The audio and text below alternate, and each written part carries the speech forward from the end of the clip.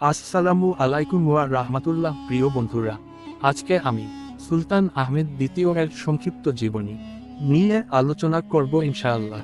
উসমানীয় সাম্রাজ্যের 21তম সুলতান ছিলেন।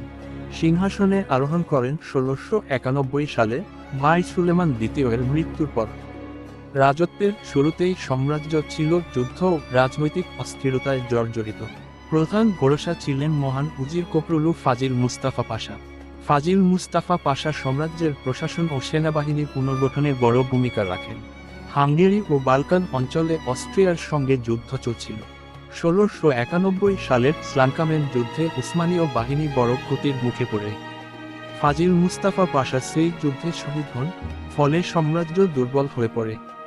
সুলতান আহমেদ এরপর মানসিকভাবে ভেঙে পড়েন এবং অসুস্থ হয়ে পড়েন। শাসনকাল মাত্র ৪ বছর, কিন্তু তিনি ন্যায়পরায়ণ ও ধর্মভীরু শাসক হিসেবে পরিচিত।